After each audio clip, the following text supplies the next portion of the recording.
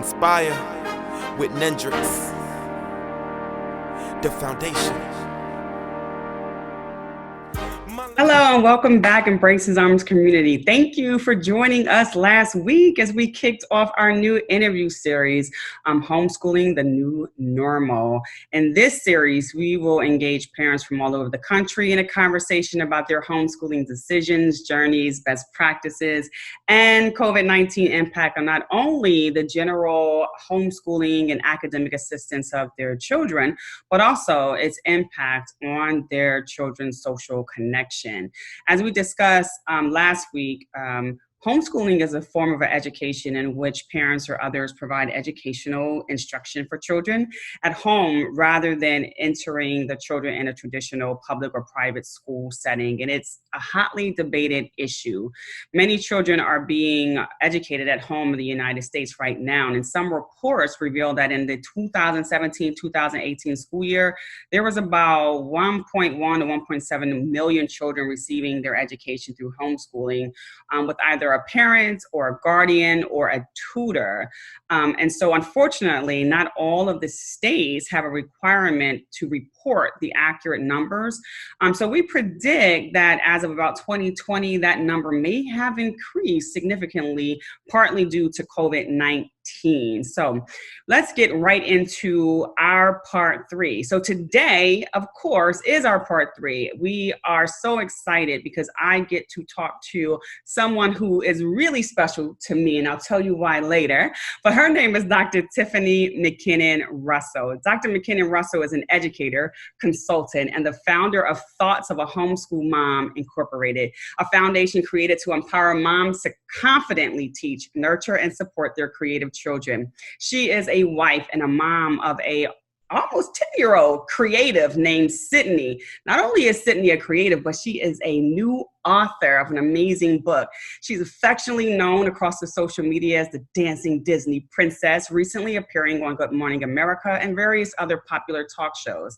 Dr. McKinnon Russell has been a homeschool mom for 6 years and the author of the ultimate homeschool resource guide, an easy-to-use guide for all your homeschool needs. She holds a Bachelor's of Arts in English, as well as a Master and Doctorate of Business Administration, and she is, this is why she's so special, a member of Delta Sigma Theta Sorority Incorporated. We want to welcome Dr. McKinnon Russell to our conversation today. How are you today? I am awesome. Thank you so much for having me and for that awesome introduction. I'm happy. I think that might be my favorite part. I think I like doing the introduction because sometimes people don't know. Sometimes people give me their bios and I'll just kind of go through their bios. But other times I'm like, I want to be creative and say something that they may have not heard before. So welcome, welcome, welcome. Thank you. So I spent just a few seconds introducing the Embracing Arms community to you, but I would love for you to share something unique about yourself to the audience and talk to them a little bit about what motivated you to become a homeschool parent.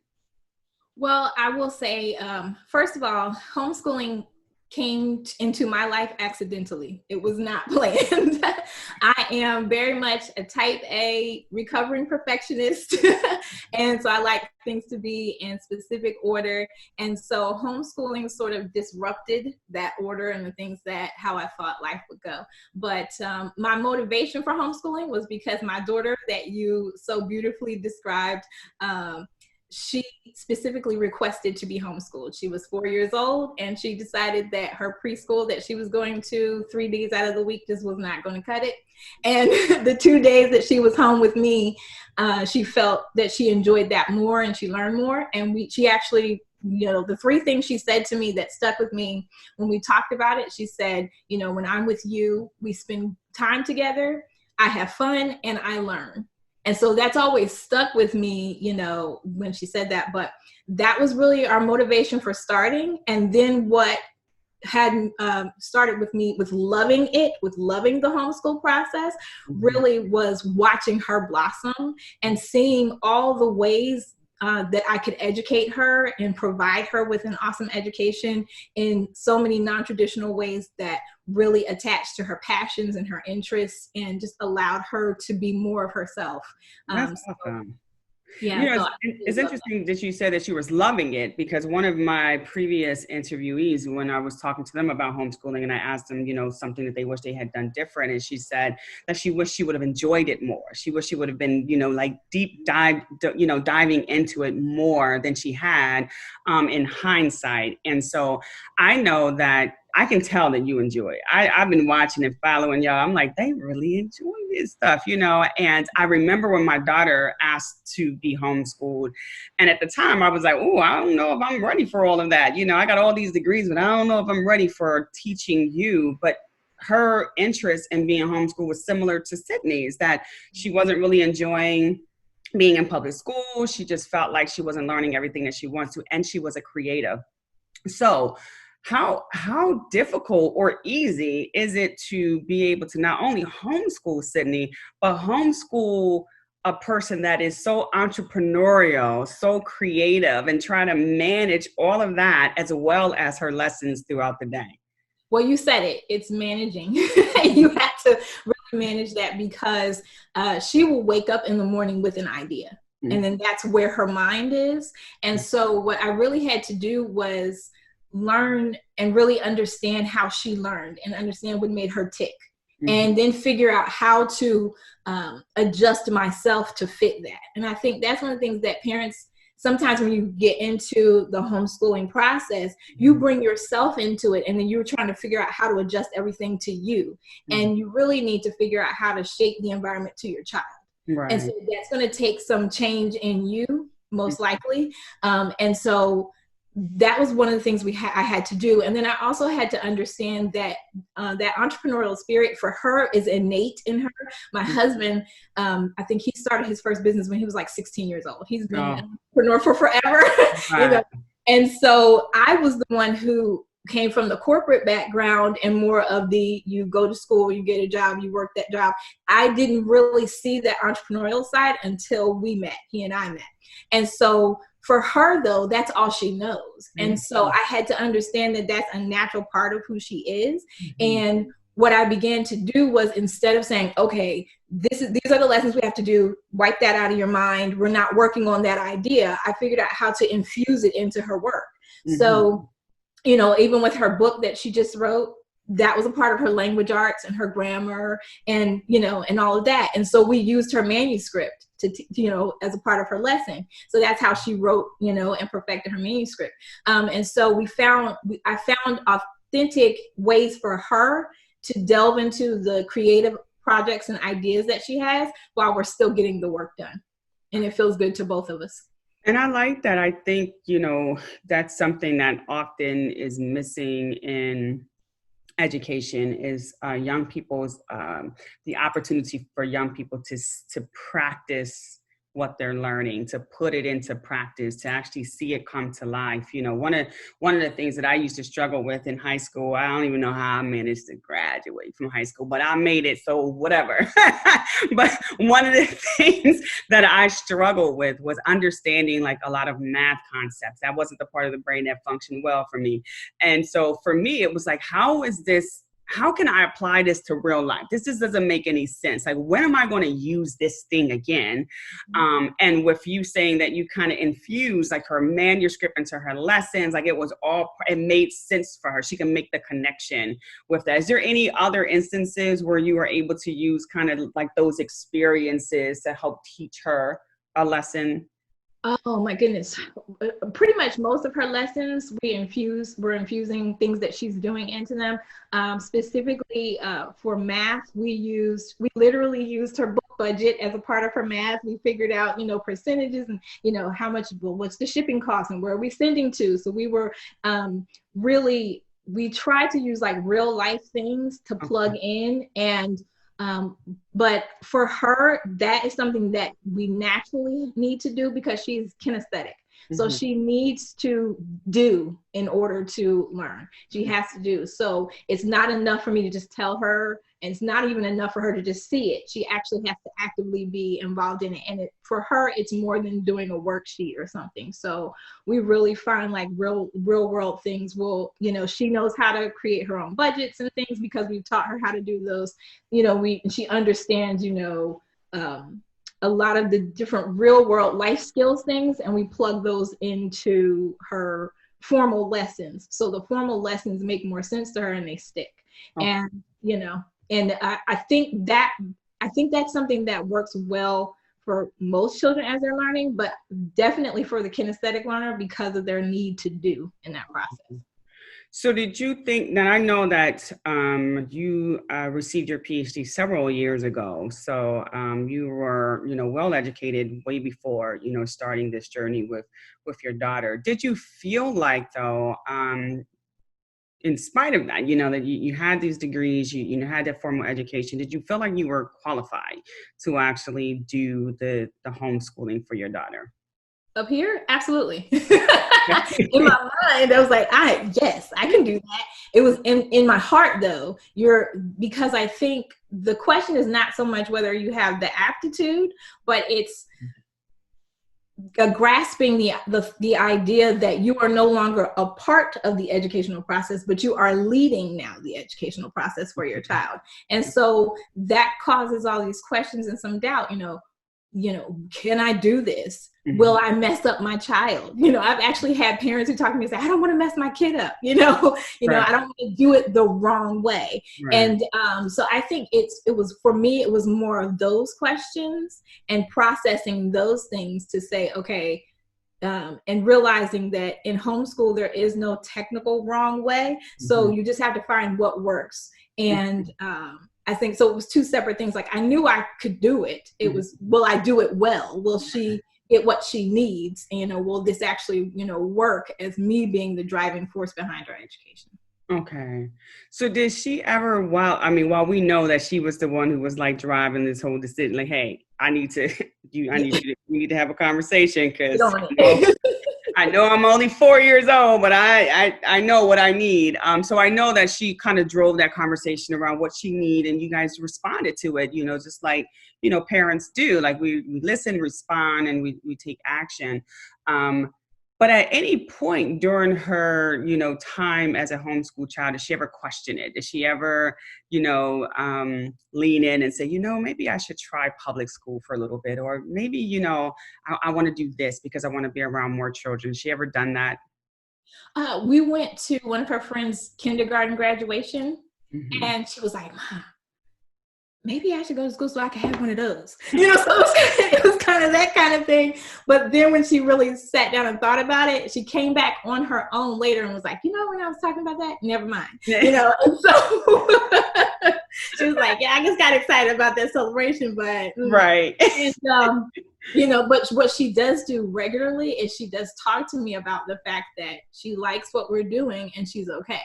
Because I do ask her periodically, and she knows that whenever she's ready to transition, we'll transition. If she ever feels she wants to, that's what we'll do. And I would periodically ask her. And so she does, regularly let me know that she's fine. This is what she wants to do. And then, with the introduction of COVID-19, we were having a conversation, and she said, Mommy, thank you for homeschooling me because I don't have to worry about having to leave the house and go to school right now. And so that's something that she was picking up on, at 8, almost 9, right. She's picking up on that and saying, in this environment, I'm in a safer environment right now, Right. That's awesome. So she may be comfortable and may have, had a couple questions early on. She probably went back and Googled cap and gown. It was like, I can buy a cap and gown. I don't need to have anything. knowing her, I can do this. And all my mom's friends would get together and have a graduation with me. But have you ever received any negative feedback from family members regarding your decision to homeschool? I didn't really receive anything negative. I just received a lot of concern. Okay. So I received, things like, oh, well, is she going to have enough time with other children? Or is she, is she going to be on track with other kids and things like that? So it wasn't really negative. It was just more like, we're concerned. We just want to make sure this is the right decision and that you're doing the right things, So that's what we really encountered more of. Okay. And so she's been homeschooling for about 6 years now. Do you anticipate that she'll homeschool straight until her high school graduation if she chooses that route? I do think so. Okay. If she carries on and with, the different projects that she's doing and her aspirations and things she wants to do, I do anticipate that she'll go straight through high school. And that's fine with me. But if at some point she decided to change, we would shift. Right. Okay. So we know the homeschool itself will almost certainly continue to grow, especially what's happening now in our country, and that's not changing anytime so soon. And nations and communities will actually have to grapple, with this question of how best to balance the interests of children, parents, and society in the realms of education and schooling. So in your view, were there any drawbacks to homeschooling? And if there were, what were they? I don't really call them drawbacks, more like differences is what I would say. And so I would say for myself, one of the biggest differences was being able to take off the instructor hat. Mm-hmm. I think that's something with homeschooling, everything almost becomes a lesson or feels like it's an opportunity, but it's learning when to do that and when to just let the moment be the moment. Mm-hmm. And so I feel that was maybe a difference in something that I've had to, and I continue to work with, and my child, who is very open, she'll say, "Mommy, this is not that moment." Right. Just enjoy, and so I feel like that may be because you don't have that separation of, okay, school and then come home. Right. School and home are all mainly the same place. Mm-hmm. And just making that separation. And then for her, I think some of the experiences that she hasn't had, like, an actual formal first day of school. Mm-hmm. We homeschool year round, so she kind of flows right from one to the other. And honestly, for her first day of school this year, we were recording a project she was working on. So we didn't get an official first day of school because she was like, "I'm too busy. I got things to do." So things like that, or riding the bus to school, things like those kinds of little experiences that she wouldn't know, but for her, those aren't that important to her at this point, so there are differences, but I don't consider them something that is detrimental to our experience. Okay. So, homeschooling will, we know that it'll probably remain fertile ground for research for a very long time. And it's, according to researchers, it's fascinating. It's a fascinating phenomenon, and just by itself. And it also, for what it pushes out to consider, about the purpose of education more broadly. So with COVID-19, it has actually forced many parents to homeschool or, provide support for their children at home full time, and require, the parents to participate, fully in this distance learning for their kids. And this has caused a lot of frustration for parents. For so many reasons. What do you believe are some of the biggest challenges you see facing parents today as they are, kind of forced into this homeschooling-like setting or supporting the distance learning of their children? I think one of the biggest ones is just balancing everything and figuring out how to plug everything in. And one of the reasons why I think this is so difficult is because they were pushed into the situation without a choice. You weren't choosing this per se. Mm-hmm. And you are now sort of kind of thrown into a space and trying to figure it out as you go. You're figuring it out on the fly.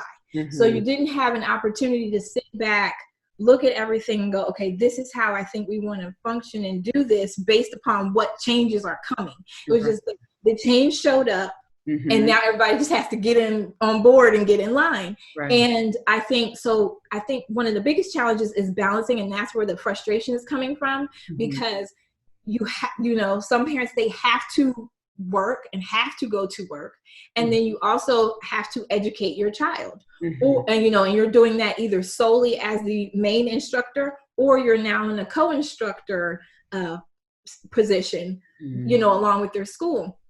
And so all of these pieces and doing things that honestly doing things all together that was never designed for us to do in that way, and doing it without having the choice. And then I think on the back end of that is the lack of preparation in terms of having the help to prepare you for this process. I think because everyone was sort of reeling and they didn't really take the time to figure out, you know, how do we help our parents? You know, how do we help families prepare for these changes? Because everyone's trying to figure out how to prepare for these changes. Right.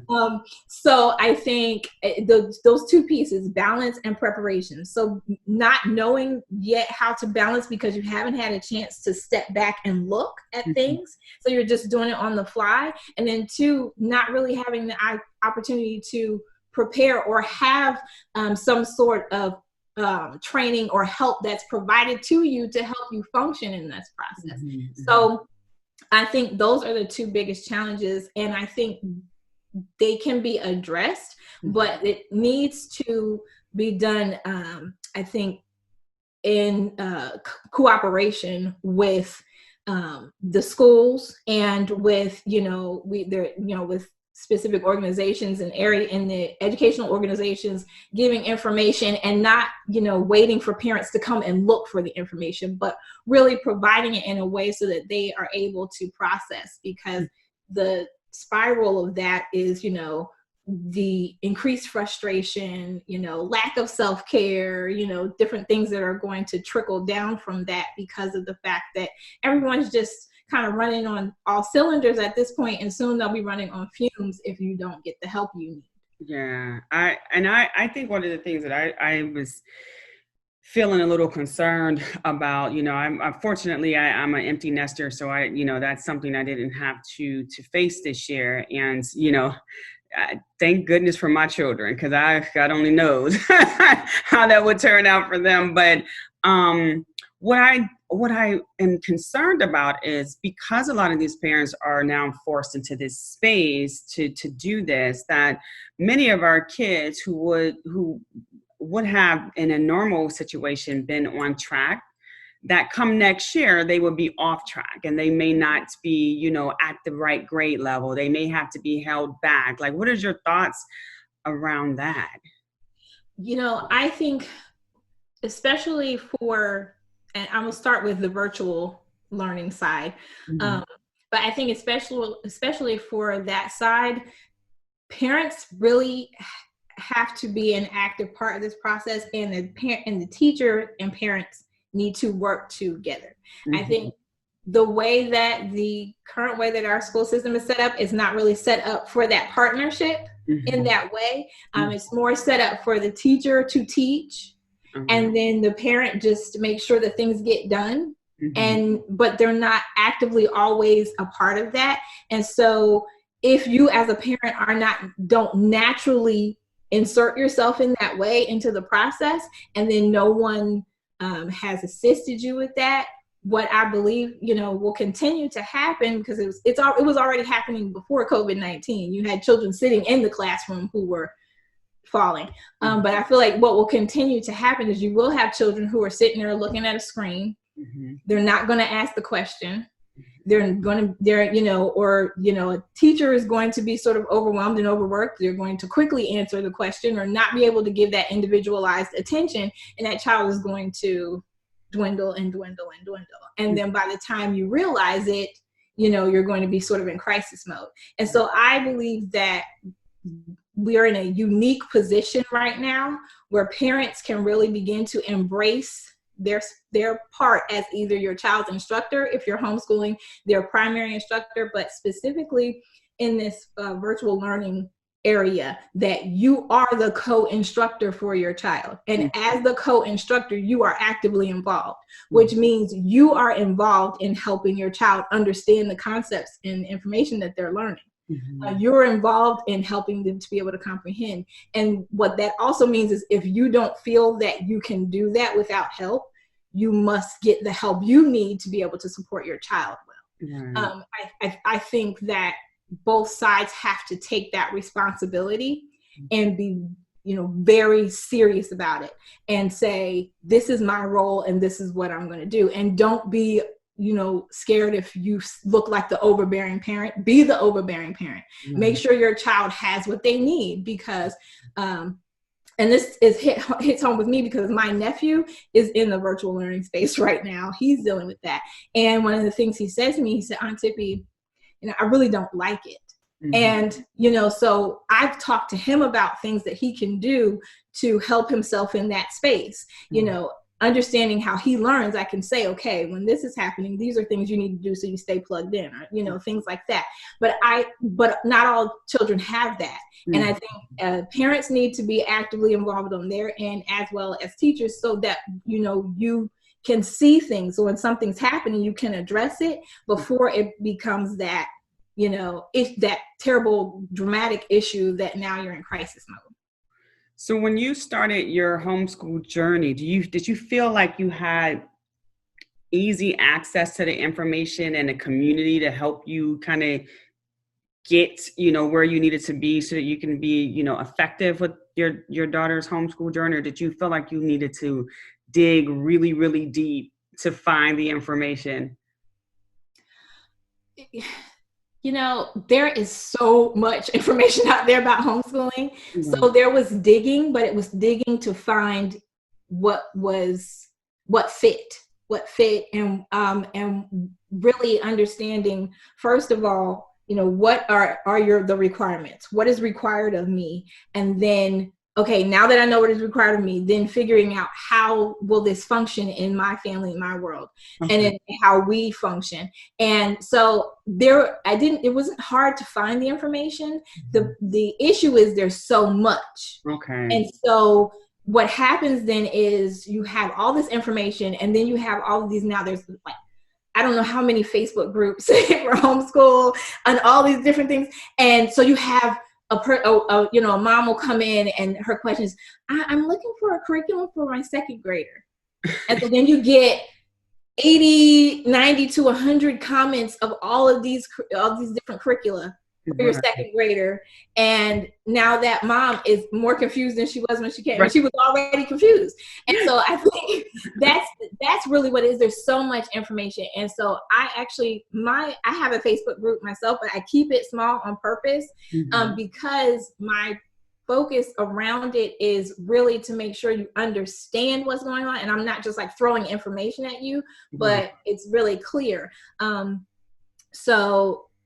Finding it, you can, but it does take a lot of research. And I have found that sometimes you don't need to ask the question. You just need to do the research and see what works for you, because asking questions sort of gives you more information that brings more confusion. Probably don't need. Right. or it's like information overload. Mm-hmm. So do you think that was kind of like the catalyst to why you started Thoughts of a Homeschool Mom, because of the overload of information that was out there? Mm-hmm. Because, we have to research. We do research. We know what that's like. And so you know what it's like when you really get deep into it. Right. And when I sat there and I thought, like, oh my goodness, how many hours has this been, Right. And can I help another mom not have to do all these hours of research and figure out what it is? Or, can I do this for another mom so she doesn't have to do this?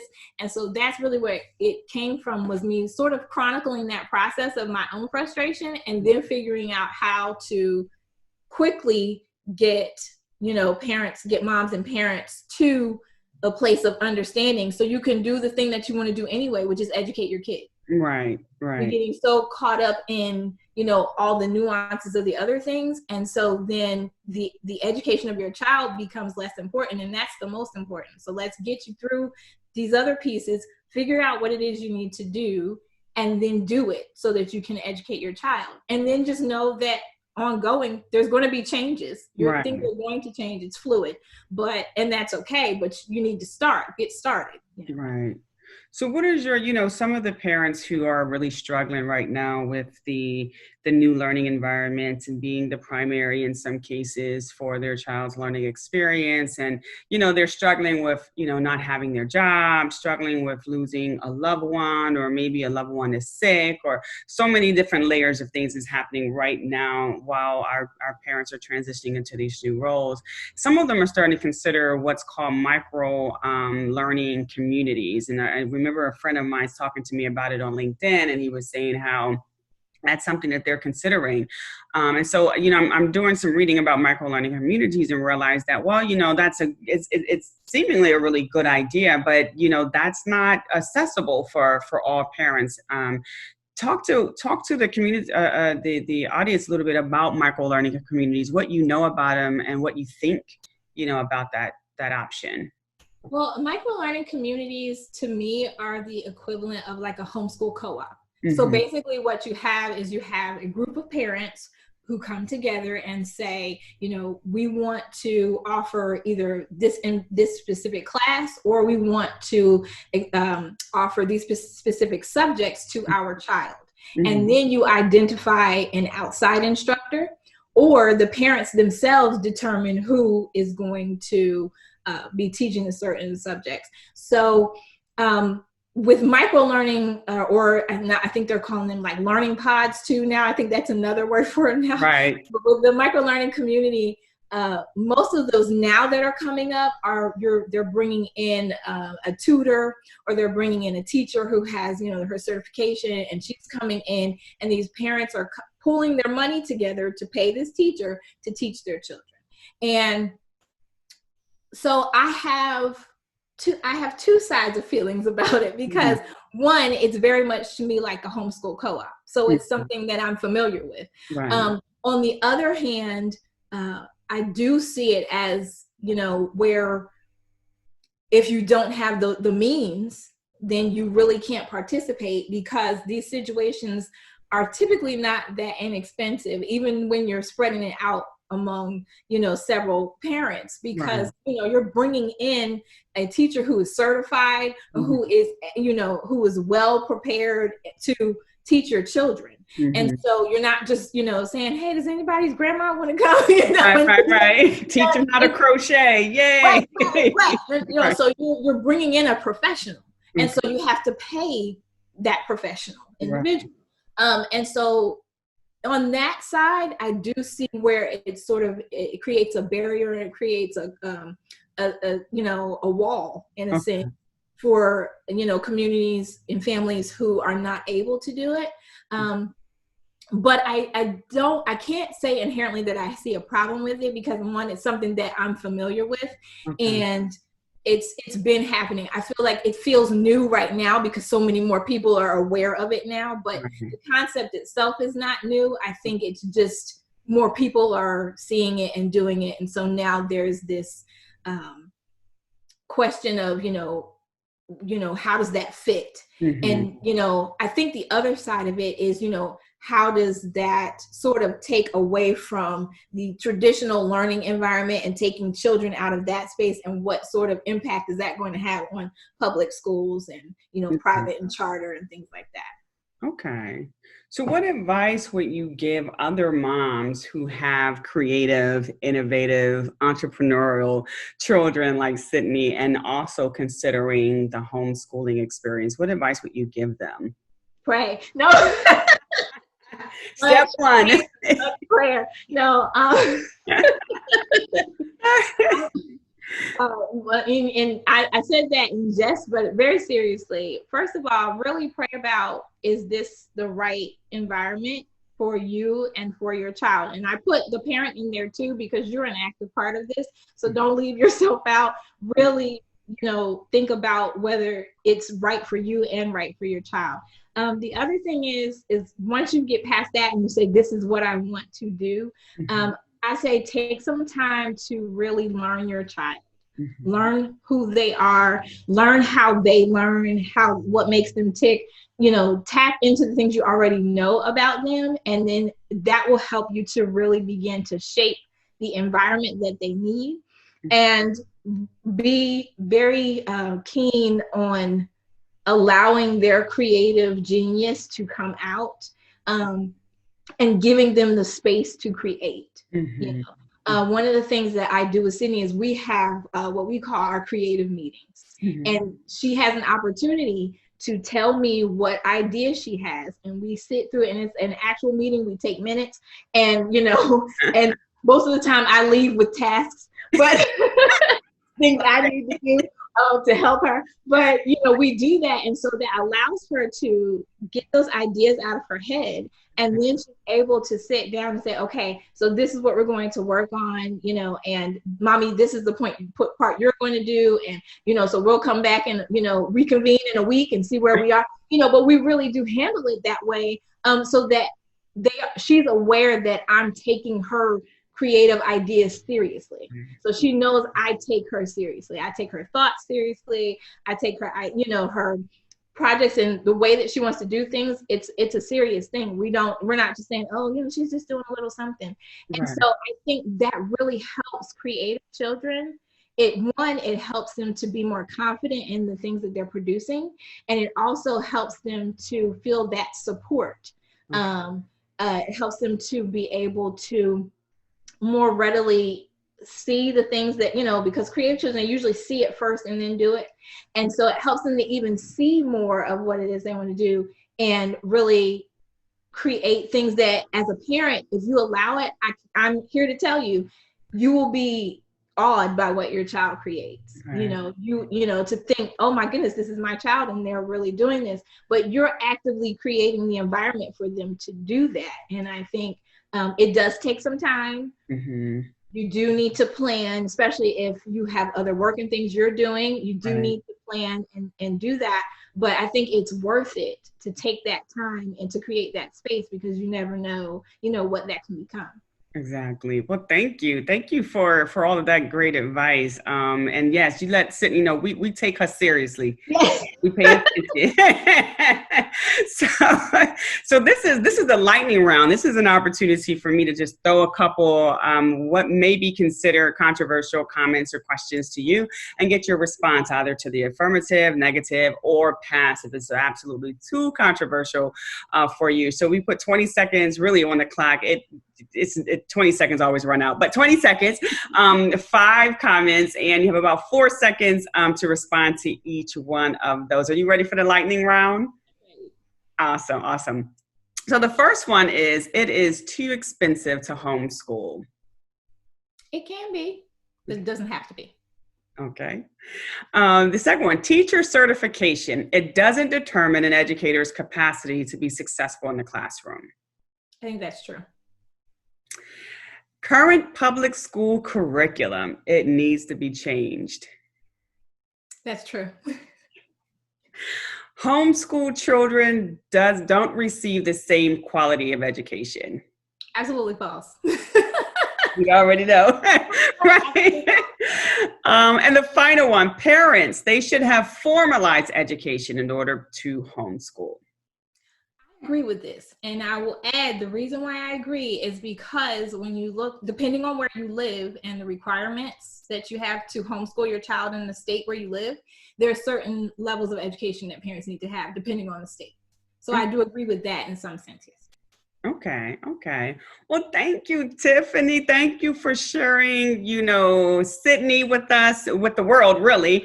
And thank you for giving us your time and carving out, some time out of Sydney's lesson today. I don't know if this was lesson time, but let her know that I appreciate her sharing you with me today.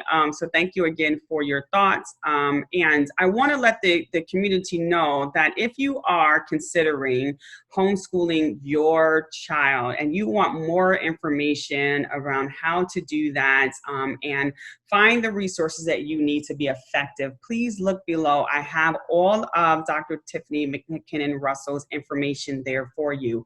If you want to support our wonderful Sydney in her journey to making sure that every child all over the world have access to her book, please follow Sydney's Facebook page and follow her also on social media. We would love to make sure that happens. Again, thank you for joining us. Next week, we will have another guest join us to talk a little bit more about what we are exploring related to homeschooling being the new normal. If there was something that you heard today that energized you or triggered additional question, please remember to comment below. Like, share, and subscribe, and join us again next week. As I mentioned, having a new conversation with Miss Danielle Harrigan. She is a public school teacher and a homeschool mom out of Philadelphia, and she has a young adolescent entrepreneur also that you guys have to meet. I want to remind my listeners to be safe, practice social distancing, and if you don't want to wear a face covering for you, wear it because you care about others. Please remember to go out in the community and embrace someone because they are waiting for you, and continue to live your absolute best life.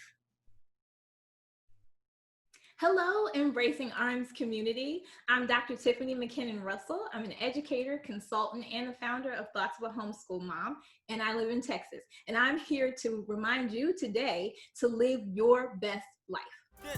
My prescription, boy, this is my medicine. The world can be sickening, living in house resemblance. Not to mention the media's effort to keep us in the most simplistic state of mind. Lowest age bracket committing the highest rate of crime. People dying way before they hit their age of prime. Thinking success only happens if they shoot hoops, move cane or rhyme. Peek through these blinds, over the porch and into these streets. You see why protective moms keep their daughters out of reach from activities. Sure to have them 6 feet deep under the grounds where our local dope dealers meet from a window.